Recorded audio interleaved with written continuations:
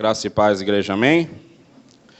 Nós acabamos de cantar essa canção onde nós falamos: ensina-me a andar sobre as águas, ensina-nos a viver o impossível.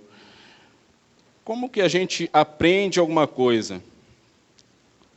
Quando se fala em ensinar, é porque nós estamos aprendendo alguma coisa.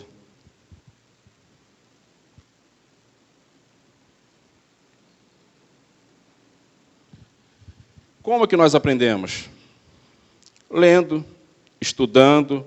Na época de escola, nós líamos, nós estudávamos, nós ouvíamos as aulas. Era dessa forma que nós aprendíamos as coisas, os conteúdos. Da mesma forma também é com Deus. Como que nós aprendemos a andar sobre as águas? Como que nós aprendemos a viver o impossível? Lendo a palavra de Deus. A palavra de Deus é que nos orienta, a palavra de Deus é que nos direciona, a palavra de Deus é que nos ensina. A Bíblia diz que a palavra de Deus ela é o quê? Ela é luz para os nossos pés. A palavra de Deus é luz para os nossos pés, ou seja, a palavra de Deus ela ilumina os nossos caminhos. A luz tem essa capacidade. Nós estamos nos enxergando aqui uns aos outros essa noite porque tem uma luz acesa. Se essa luz estivesse apagada, nós não enxergaríamos uns aos outros. Se a gente andar por uma estrada escura, na ausência, na falta da luz, a gente sente o quê? Uma sensação de insegurança, nós sentimos uma sensação de medo. Mas quando a gente anda debaixo da luz, iluminados pela luz, quando a palavra de Deus, que é a luz, está iluminando os nossos caminhos, essa luz ela permite que nós enxerguemos os obstáculos, que nós enxerguemos os perigos que estão diante de nós. Eu costumo sair andar de bicicleta com o pessoal aqui da igreja, e volta e meia a gente sai de dia e retorna à noite na escuridão. E se você não tiver uma lanterna, um farol iluminando o seu caminho, a gente não sabe o que tem pela frente. A gente não sabe se tem um buraco, a gente não sabe se tem um animal. Pelo contrário, quando a gente está andando de dia, na luz, a gente se sente o quê? Mais seguro, porque nós estamos enxergando as coisas. Nós estamos enxergando os perigos que tem diante de nós. E, da mesma forma, é também a nossa vida com Deus. Nós costumamos a dizer que a nossa vida com Deus, ela se compara à luz. A nossa vida com Deus é uma vida iluminada por Deus. Pelo contrário, quando nós falamos que nós estamos andando na escuridão, é quando nós estamos andando fora dos caminhos de Deus, fora dessa iluminação de Deus. E é nesse contexto de luz, de ausência de luz, que a gente chama de escuridão, que eu trago um texto para vocês aqui hoje, que eu gostaria de estar compartilhando a exposição desse texto, que está lá em 1 Tessalonicenses 5. Nós vamos ler do 1 até o 11.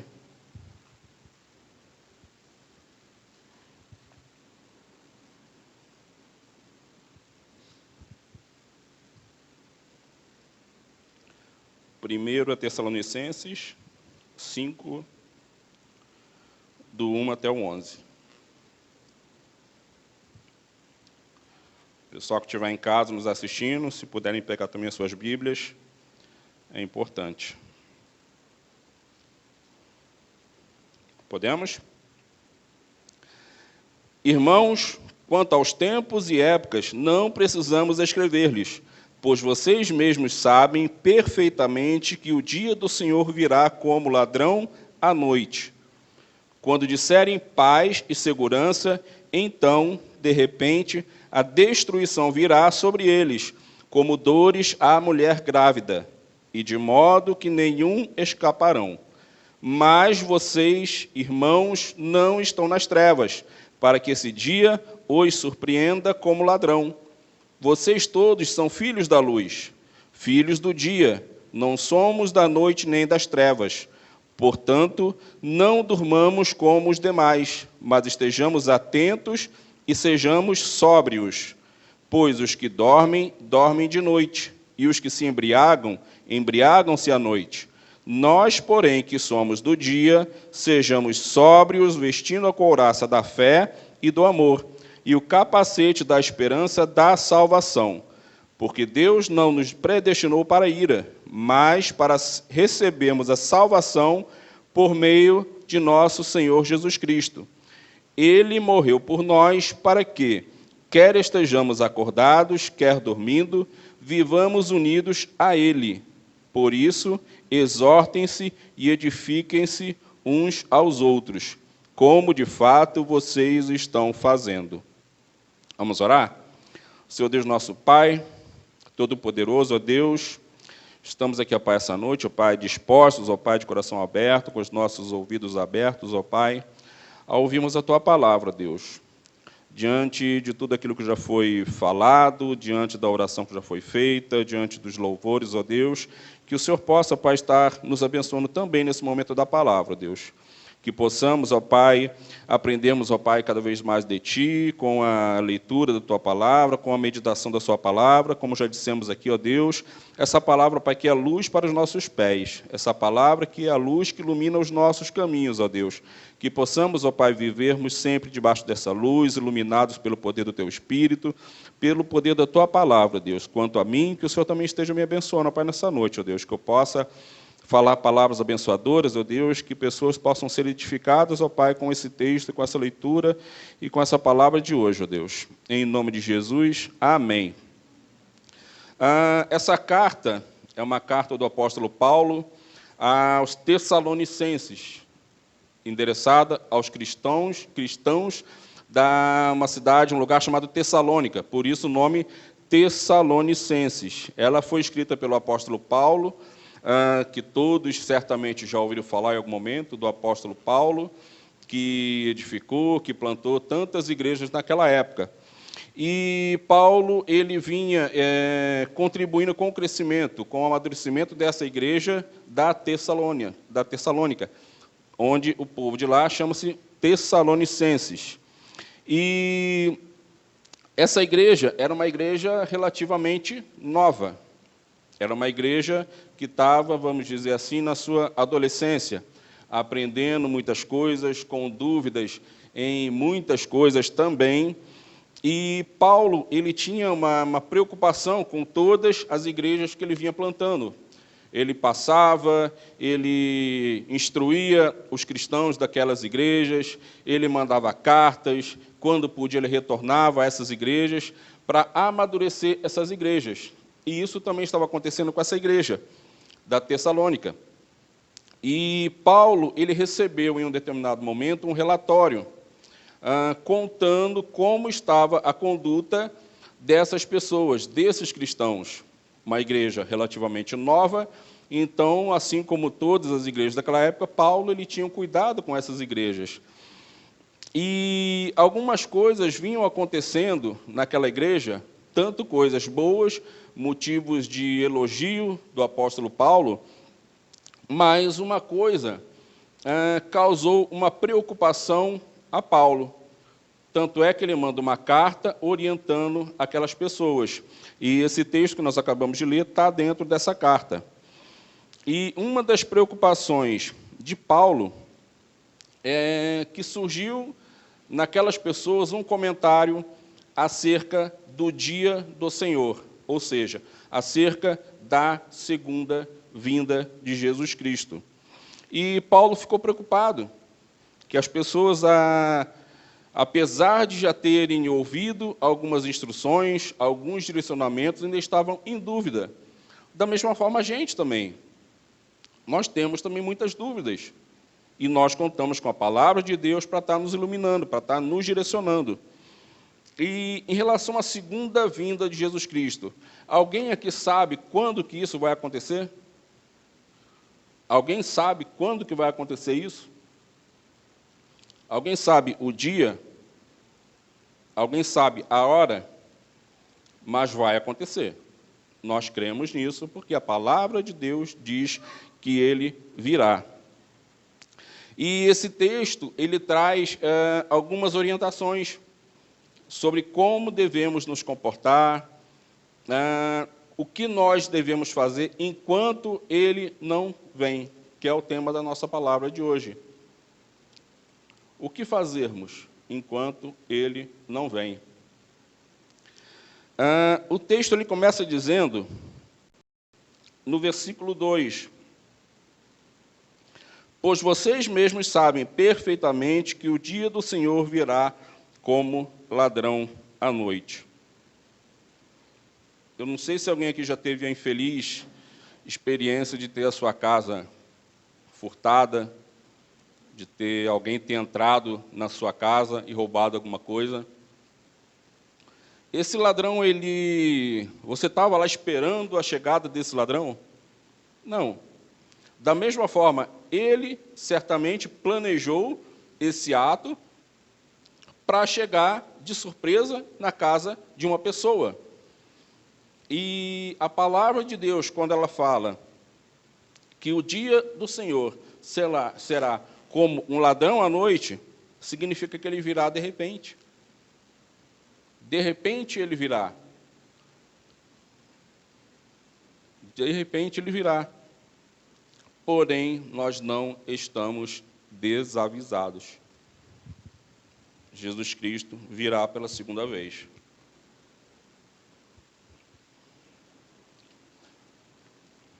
Porém, o texto ele faz uma diferença e uma distinção entre dois grupos de pessoas, que a gente vai ver lá no versículo 3 e no versículo 4 e 9, quando ele fala sobre eles e sobre nós.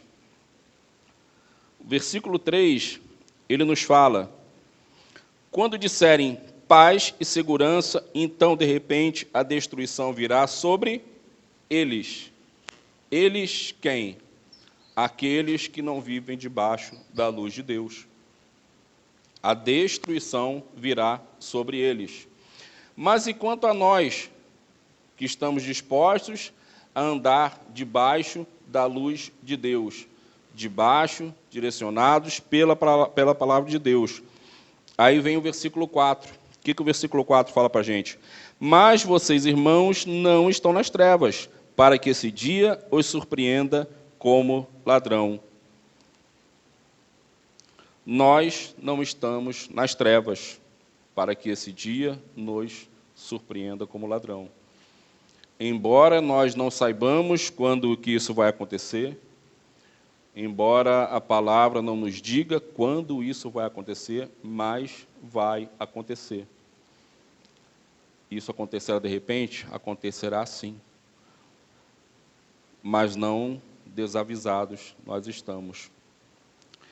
E o versículo 9 vai dizer para a gente, porque Deus não nos destinou para a ira, mas para recebermos a salvação por meio do nosso Senhor Jesus Cristo. Ou seja, essa segunda vinda de Cristo, ela será para a nossa salvação, para nós que andamos debaixo da luz de Cristo. Então, há uma diferença entre sobre eles e sobre nós. Sobre nós, será como aquela visita de um filho que talvez esteja muito tempo viajando e a gente está naquela ansiedade esperando por essa visita do filho. O filho não avisa, mas de repente ele chega na nossa casa. Surpresa agradável, alegre, né? Agora, você imagina, de repente, você receber a visita da sua sogra. Só para a gente, né? De repente, ela sem avisar, chega na sua casa. Coisa desagradável, né? Brincadeira, gente. Só para a gente ilustrar aqui. Mas enquanto ele não vem... Tem gente rindo aí? Opa! Mas enquanto ele não vem, como nós devemos nos comportar? Como nós devemos nos comportar enquanto ele não vem? Aí vocês vão me dizer, é simples, é só andar debaixo da luz. Não foi isso que nós falamos até agora? É só a gente andar debaixo da luz. Mas como que a gente anda debaixo da luz? E como que a gente, uma vez estando debaixo dessa luz, como que nós nos mantemos debaixo dessa luz?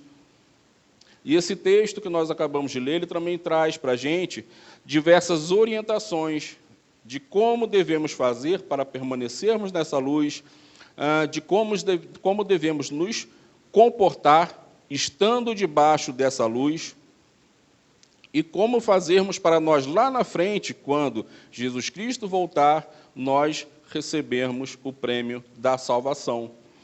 E esses pontos que eu queria abordar com vocês aqui essa noite. Primeiro ponto que esse texto traz para a gente: não devemos dormir, mas devemos nos manter atentos e sóbrios. Versículo 6, se vocês olharem lá. Portanto, não durmamos como os demais, mas estejamos atentos e sejamos sóbrios. Quando o texto fala que nós não devemos dormir, ele não está falando desse sono, dessa necessidade nossa biológica, fisiológica, de descansarmos, que é o que nós fazemos à noite, no escuro. De dia nós trabalhamos, nós ficamos acordados, com algumas exceções, mas geralmente à noite é o período que nós tiramos o quê? Para descansar, para dormir. Mas o que o texto está falando para a gente não é desse sono biológico. Ele está falando de um sono espiritual. Quantas pessoas que têm hoje em dia dormindo espiritualmente falando? Pessoas num estado eterno de sono. Para alguns, a vida espiritual, a vida com Deus, não passa de um sonho. Não passa de um sonho. Onde você, às vezes, lê a palavra, vem no culto, mas para algumas pessoas não passa de um sonho. Sai daqui, aquilo ficou para trás, foi só um sonho, uma coisa que passou pela cabeça, ouvimos falar de um cara legal, ouvimos falar de Jesus Cristo, mas a vida espiritual não é uma realidade para muitas pessoas. Então, para que nós possamos andar debaixo da luz, para que nós possamos continuar e permanecer debaixo dessa luz, é necessário que nós estejamos o quê? Atentos e acordados, que é o que o texto continua falando.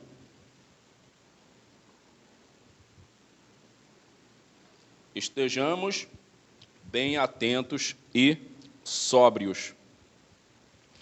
O mundo está cheio de ilusões, de sombras que se impõem como substâncias aos desatentos, de ninharias duradouras que o homem cujos olhos estão pesados de sono aceita como ouro, mas o cristão não deve ser assim enganado. Tem muita gente vivendo de ilusões, tem muita gente vivendo de palavras de autoajuda, literaturas de autoajuda. Não que isso não tenha alguma contribuição, até creio que tenha, que é uma forma, às vezes, a gente se conhecer melhor um pouco. Mas o que a gente não pode esquecer é que a palavra de Deus ela está acima disso tudo. E que a nossa vida espiritual, nosso relacionamento com Deus é uma realidade, sim. Muitas pessoas vivendo desatentas aos direcionamentos de Deus, muitas pessoas desatentas até a própria leitura da palavra. Quantas palavras que nós não ouvimos, palavras abençoadoras num culto, numa leitura da Bíblia, mas para muitos isso não passa de um sonho. Muitas pessoas, devido à falta de atenção, de não estarem atentos à palavra de Deus, perdem bênçãos sobre as suas vidas. Então o texto fala que nós devemos o quê? Estar alertas, acordados, não devemos estar dormindo espiritualmente. Nós devemos estar o quê? Atentos e sóbrios. A gente não pode viver de ilusões. E eu acho que a principal ilusão que se passa pela vida de um cristão, eu falo de um cristão porque o não cristão, para ele, a palavra de Deus não existe. Mas para a gente, para nós cristãos que entendemos a palavra de Deus, a principal ilusão é a gente achar que a gente dá conta de tudo sozinho. Provérbios, ele fala: quem confia em si mesmo é insensato, mas quem anda segundo a sabedoria não corre perigo. A principal ilusão que nós devemos combater, que nós devemos lutar contra ela, é a ilusão de achar que a gente dá conta de tudo sozinho. Essa é a principal ilusão. Então, nós devemos estar sóbrios, nós devemos estar atentos e nós devemos estar acordados espiritualmente falando, para que nós possamos nos manter debaixo da luz de Deus e para que nós possamos, lá na frente, alcançarmos o caminho o prêmio da salvação. O texto ele também fala no versículo 8: nós, porém, que somos do dia, sejamos sóbrios, vestindo a couraça da fé e do amor e o capacete da esperança da salvação. Então, enquanto Jesus não vem, nós devemos o quê? Manter viva, acesa a nossa fé. Então, fé, a gente poderia dizer que é crer, é entender que o mundo espiritual não é apenas um sonho. Fé é você crer e acreditar que o mundo espiritual é uma verdade nas nossas vidas. Embora você não esteja vendo, embora você muitas vezes não esteja sentindo, não seja uma coisa visível, mas o mundo espiritual é uma verdade nas nossas vidas. Então, isso chama-se fé. É você crer nisso. Você crer que a palavra de Deus ela tem poder na sua vida. É crer que a palavra de Deus tem poder.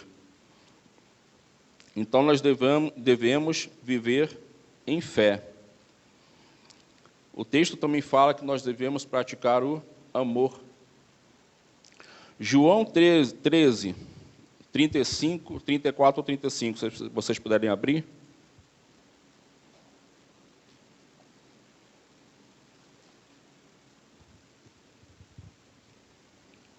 João 13, 34 a 35.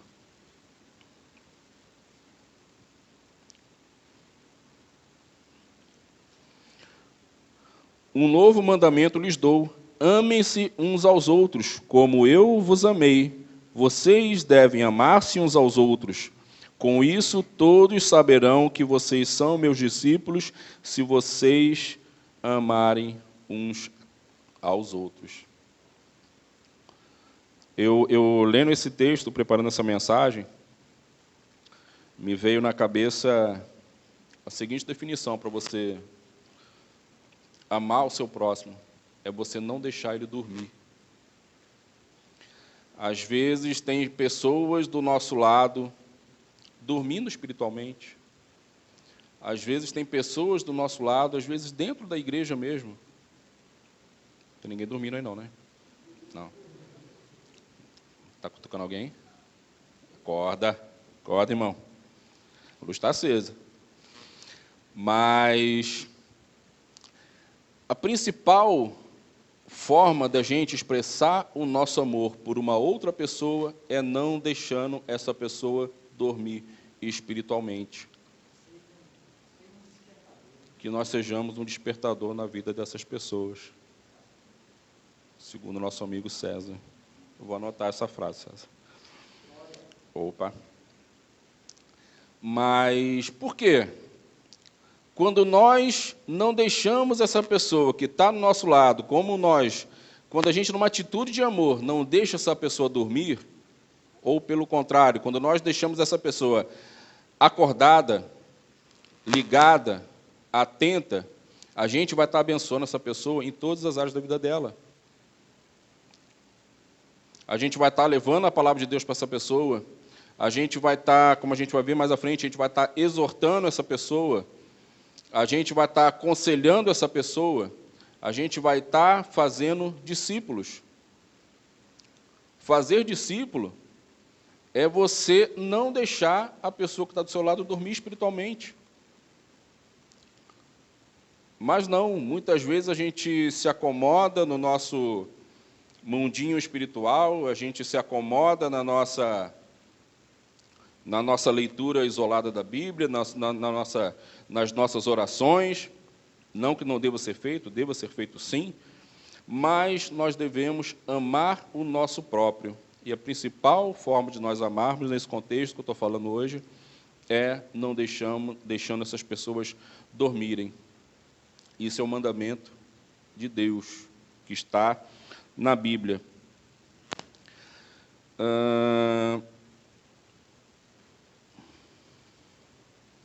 Devemos manter também a nossa esperança na salvação. Devemos mantermos a nossa esperança na nossa salvação. Enquanto Jesus Cristo não vem, nós devemos manter essa esperança. Porque quando a gente não mantém essa esperança, é como se a gente estivesse indo lá e apagando essa luz. Quando a gente tem fé, quando a gente tem esperança, nós estamos alimentando esse poder de Deus nas nossas vidas. Se mantivermos nossa fé em Jesus Cristo, se nos amarmos uns aos outros, se nossos corações estiverem firmes na esperança daquela salvação que nos será trazida na vinda de Cristo, nos manteremos debaixo da luz e não precisamos temer o mal. A escuridão, ela traz um certo medo na gente. Tem pessoas adultas que dormem de luz acesa, porque tem alguém aqui que dorme de luz acesa, que não dorme? Não, né? Mas a luz, ela nos traz segurança. E é nesse contexto que a palavra diz para a gente. Devemos andar debaixo da luz, porque se nós estamos debaixo da luz, nós não devemos temer mal algum. O texto também fala que nós devemos exortar e edificar uns aos outros. Versículo 11.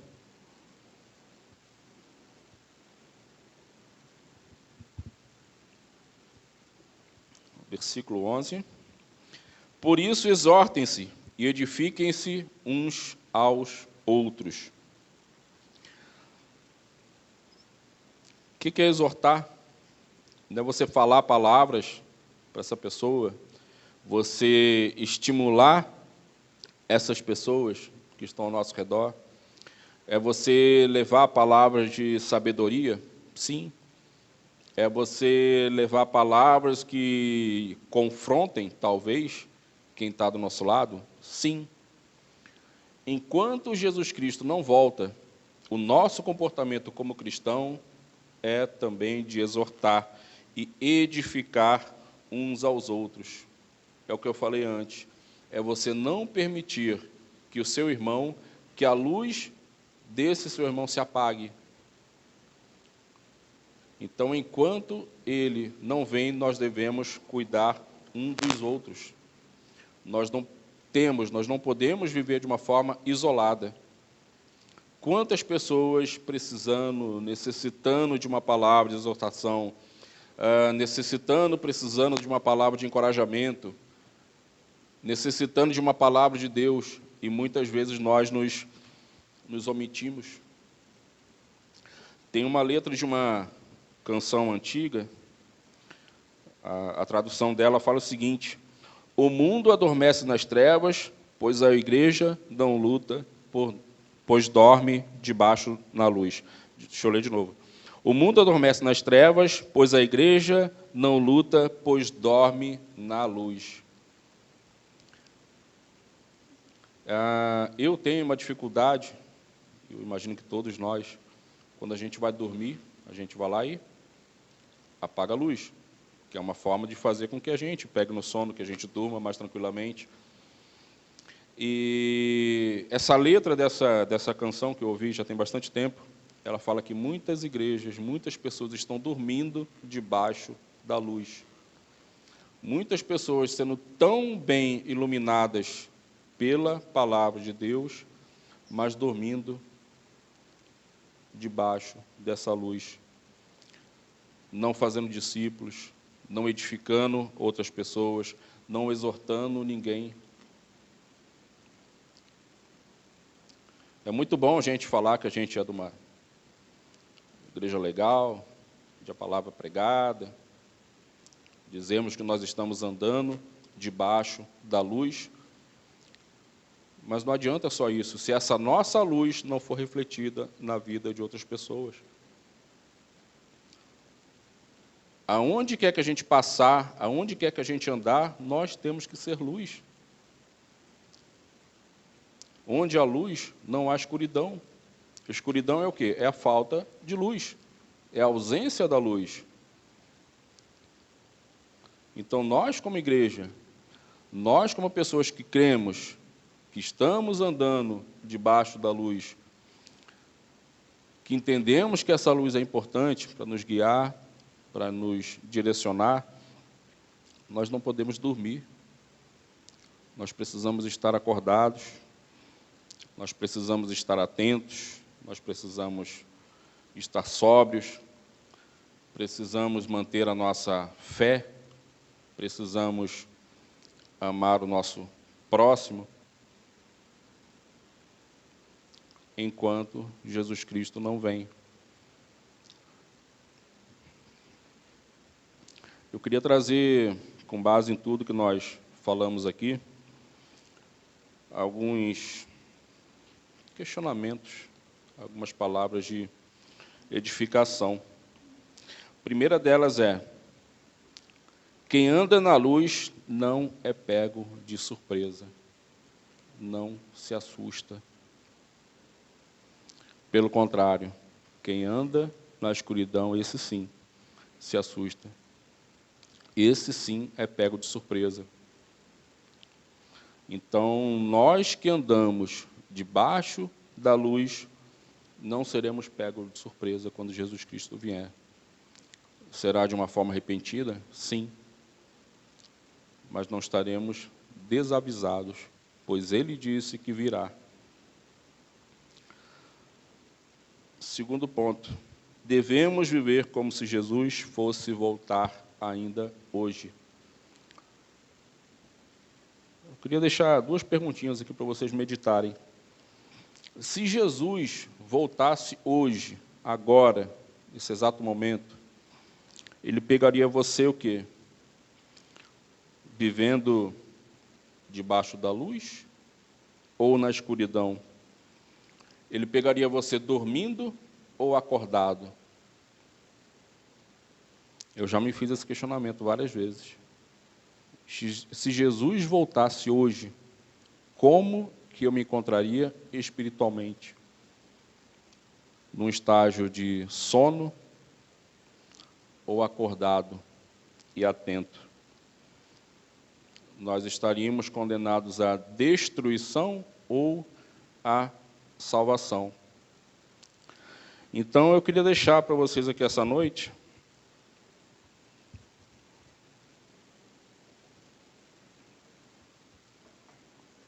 um convite. Por que eu falo convite? Porque a palavra de Deus é um convite.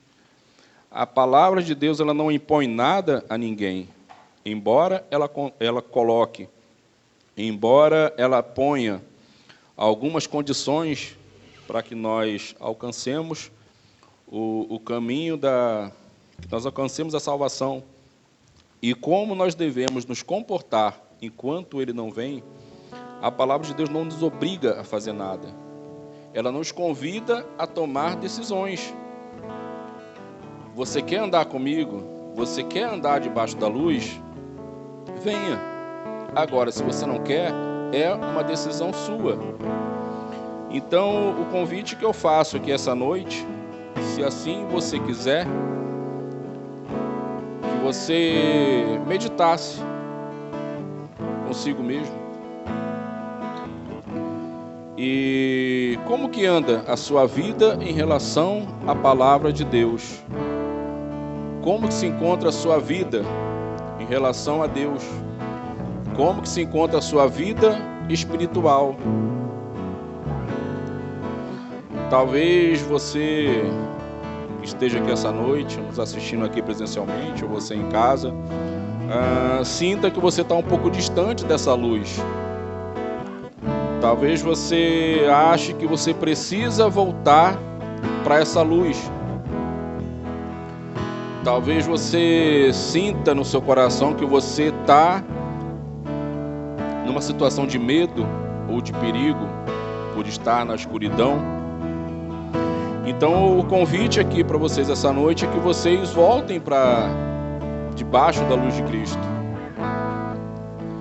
E que enquanto Jesus Cristo não volta, enquanto não chegar esse momento, que você, estando debaixo da luz, você pratique tudo que a gente falou aqui essa noite. Que essa é a forma de nos mantermos debaixo da luz. E queria deixar mais um convite. Você que já anda debaixo da luz, que você se empenhasse para trazer alguém também. É como eu falei, às vezes a gente está tão bem iluminado, tão bem resolvido espiritualmente falando,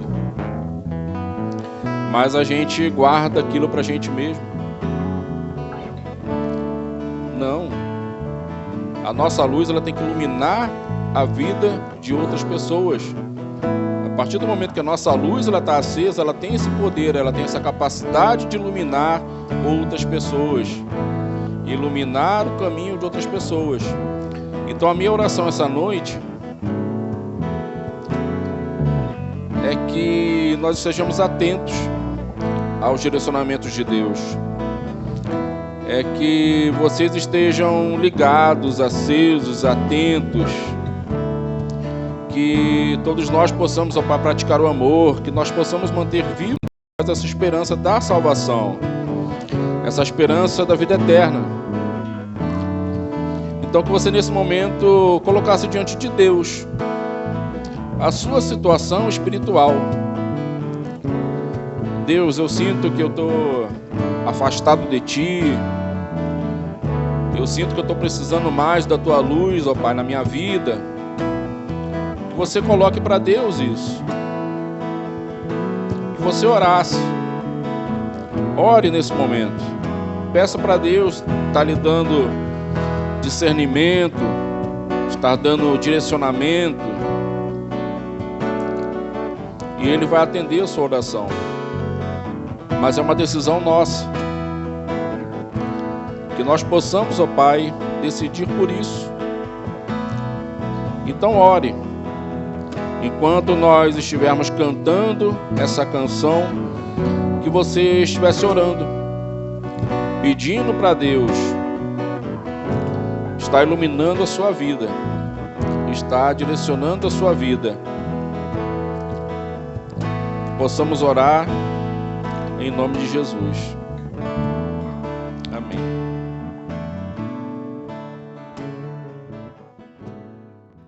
Olá, tudo bem? Você já conhece o Ministério Cartas Vivas? O Ministério Cartas Vivas está presente em Campo Novo do Parecis e tem a função de propagar o Evangelho de Cristo através desse ministério. Você pode estar buscando o Ministério Cartas Vivas através do YouTube, Ministério Cartas Vivas, e você pode se inscrever no nosso canal e acompanhar todas as novidades.